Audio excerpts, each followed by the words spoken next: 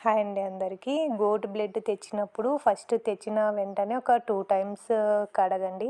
తర్వాత ఇట్లా బాక్స్ లాంటి దాంట్లో వేసుకొని మూత పెట్టి ఒక కుక్కర్‌లో అయితే ఒక 1 గ్లాస్ వాటర్ ఏసి ఇట్లా నేను చూపించిన విధంగా బాక్స్ పెట్టి ఒక 2 విజిల్స్ అయితే రానివ్వాలి. 3 వచ్చినా ప్రాబ్లమ్ లేదు. ఎందుకంటే బ్లడ్డు ఉడుకుతుంది. 2 విజిల్స్ అయితే చాలు. తర్వాత ఇట్లా బ్రౌన్‌గా వస్తుంది 2 విజిల్స్ తర్వాత. ఇట్లా కొద్దిగా ఒత్తినట్టు అన్నాను. కరెక్ట్ అయితే అది బాయిల్ అయింది. తర్వాత అదే స్పూన్‌తో చుట్టూ అనేసిన తర్వాత ఒక ప్లేట్ తీసుకొని ఇట్లా ఆ బాక్స్ అనేది బ్యాక్ ఇట్లా వేస్తే ఒక కేక్ లాగా మొత్తం ఊడిపోతుంది. ఇట్లా చేస్తే ఈజీగా ఉంటుంది. నేనైతే ఇట్లే చేస్తాను.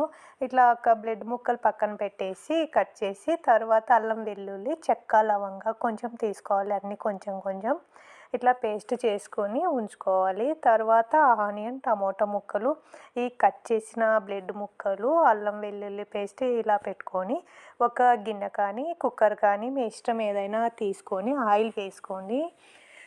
కొంచెం అయితే పడుతుంది నాన్ వెజ్‌కి ఆయిల్ అనేది తీసుకొని అందులో నేనైతే ఆవాలు జీలకర్ర నాన్ వెజ్‌కి ఎప్పుడు వేయను. ఇట్లా కొంచెం బ్రౌన్ వరకు ఆనియన్ వేగిన తర్వాత టమోటా ముక్కలు వేసి పసుపు ఉప్పు వేసుకోవాలి. మొత్తం కలిసేటట్టు ఒక హాఫ్ మినిట్ అయిన తర్వాత అల్లం వెల్లుల్లి పేస్ట్ వేసుకొని ఒకసారి కలపెట్టండి.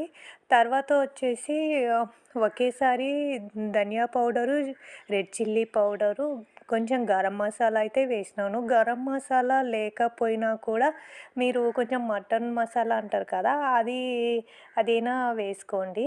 నేను గరం మసాలా ఉండింది కాబట్టి అది వేసినాను. 2 ఏదైనా వాడతాను నేనైతే. కొద్దిగా ఇంత అయితే వేసుకోవచ్చు.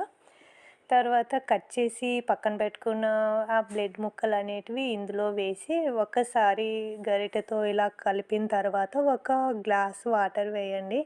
నేనైతే ఒక విజిల్ అయితే పెట్టినాను. 2 విజిల్స్ పెట్టినా ఏం పర్లేదు. ఈ ముక్క అనేది మెత్తగా కాదు. కొంచెం పులుసు కావాలంటే మీరు కొన్ని వాటర్ వేసుకోండి. నేనైతే గ్రేవీ లాగా చేసినాను. ప్లీజ్ ఒకసారి ట్రై చేయండి. Please subscribe. Thank you.